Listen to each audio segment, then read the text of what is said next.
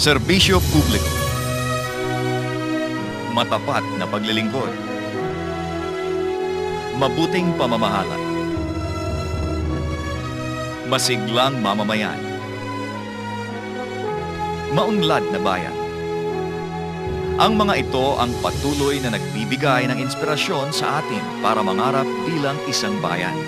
Ang mga ito rin ang nagbibigay lakas para umaksyon tayo tungo sa katuparan ng ating mga pangarap. Ito rin ang patuloy na gabay sa pakikibaka ng SIBAC bilang inyong party list representative sa Kongreso. Nagsimula ang Citizens Battle Against Corruption o SIBAC noong 1997. Lantad ang korupsyon sa halos lahat ng sektor ng lipunan.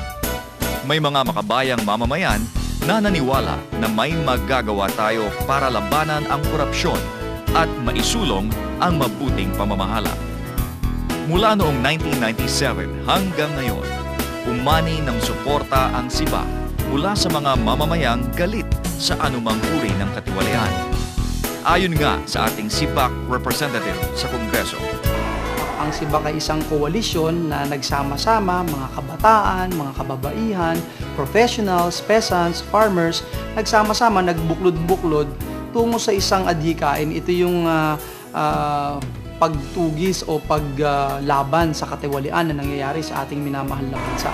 We have different supporters from all walks of life. Siguro yung bulk masasabi ko because I come from the youth sector, no? Especially nung nagsisimula ako siguro. Ngayon, pawala na tayo dun sa youth.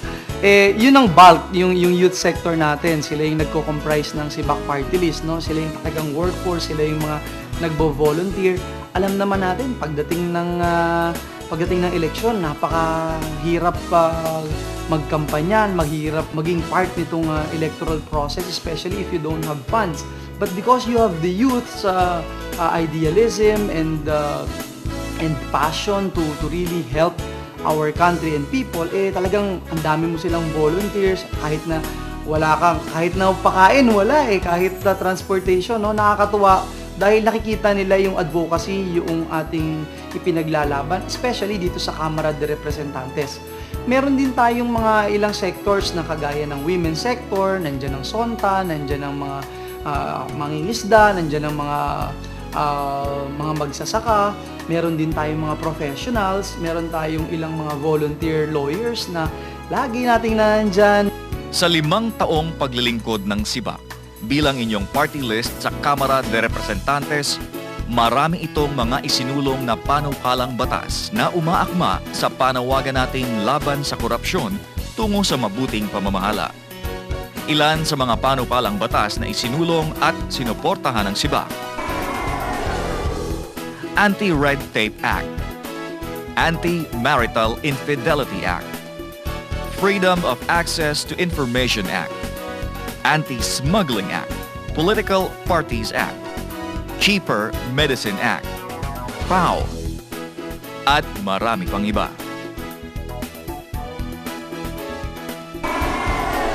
Isa rin ang SIBAC sa maalab na nagsulong sa pagsasabatas ng ilang mahahalagang polisiya. Halimbawa, isa tayo sa nagsulong nitong tinatawag na Procurement Act. Alam naman natin na sa pagbili, sa pag-procure ng mga gamit, ng mga government resources, dyan pumapasok yung corruption, dyan pumapasok yung mga paglalagay ng mga komisyon, no, na kahit na piso lang yung bibili, nagiging 10 piso, at dahil milyon-milyon yung mga inaangkat ng mga produkto na ito o yung mga pangangailangan doon sa opisina, ang nangyayari niyan, ginagawang milking cow ng mga ilang may interes ang iba't ibang ahensya ng pamahalaan. So ito, no, marami tayong mga nagawa diyan. sa 5 taon na pinagkatiwalaan ng mga botante ang SIBAC, naging masipag ang ating SIBAC representative sa pagtatrabaho sa Kongreso. Mr. Speaker, again, I appeal to the hearts and minds of my distinguished colleague in this august chamber. Let us be very clear as to whether or not what we are doing here in this august chamber will benefit each and every one of us, or just one person or 2 persons or a group of people, or if it will benefit the Filipino people. Kabalikat ng paniniwala sa dalisay na serbisyo publiko, inabot din ng Sibak ang mga kababayan natin na nangangailangan. Meron din tayong proyekto kagaya ng pagdadala ng mga medical and dental mission, optical mission, meron mga bone scanning, ginagawa natin yan all over the country. May mga scholars tayo, at least 1,230 all over the country.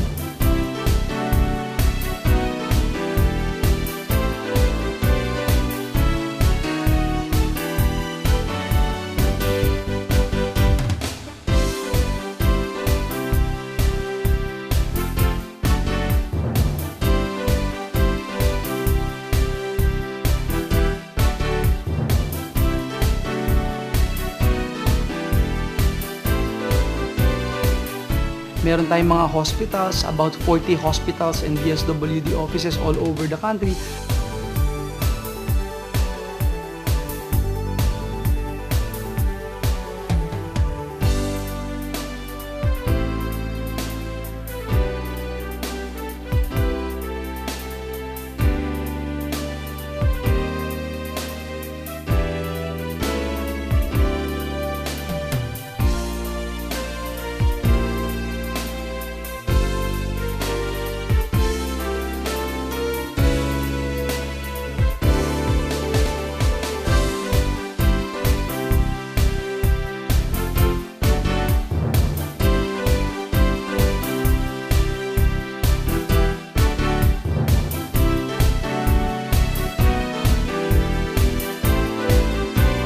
We can help yung mga less fortunate at nakakapagbigay tayo kahit papano, mga gamot or financial assistance sa mga talagang indigent patients.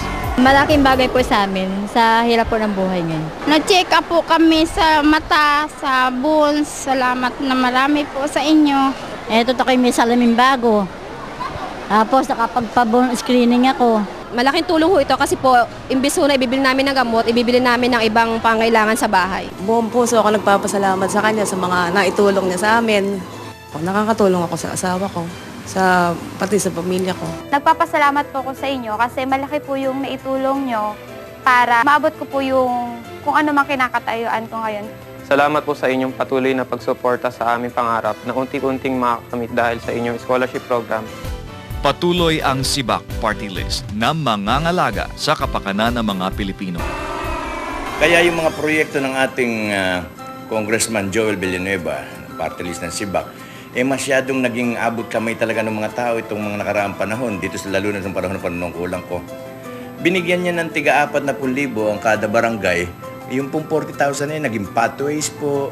Yung iba naman po naging silong ng waiting shed. Yung iba naman po naging silong ng daycare. Sa kanyang kabaitan at pagpupunyagi ay naipagawa ang ating gusaling ito at sa pamamagitan niya ay marami po ang nakikinabang at natutulungan, lalo na po ang mga kapuspalad na hindi kayang magbayad ng kanilang pagpapa-hospital. Totoong marami nang nagawa ang Sibak bilang inyong party list sa Kongreso.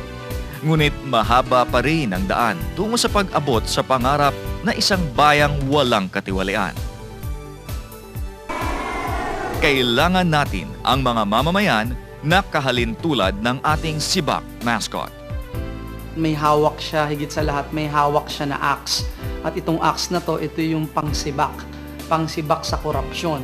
At naniniwala tayo dito sa Sibak na kahit sino pang iluklok natin dito sa gobyerno, hanggat wala ang axe na ito sa taong bayan, hanggat hindi na-empowered ang bawat mamamayang Pilipino na sumibak sa mga corrupt government officials, sumibak sa mga corrupt practices, corrupt people, corrupt system, hindi magkakaroon ng tunay na pagbabago. Hindi uusad ang ating gobyerno, hindi magkakaroon ng hinahanap nating good governance sa ating gobyerno unless itong acts na ito ay hawak ng bawat mamamayang Pilipino at ang mga mamamayang Pilipino ito ay nagtatrabaho na sumisibak doon sa mga corrupt practices na ito. Sibakin ang katiwalian. Manawagan sa tunay na serbisyo publiko. Sibak, ito ang ating party list. korupsyon at katiwalian na nagpapahirap sa bayan. Ating itaguyod ang katotohanan, katarungan at katuwiran.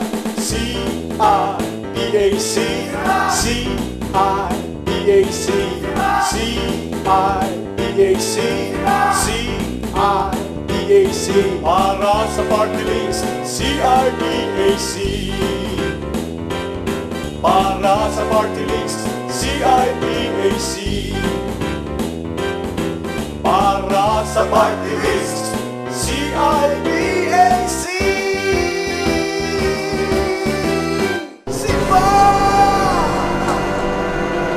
Kabisig sa Kongreso, kabalikat ng sambayanang Pilipino.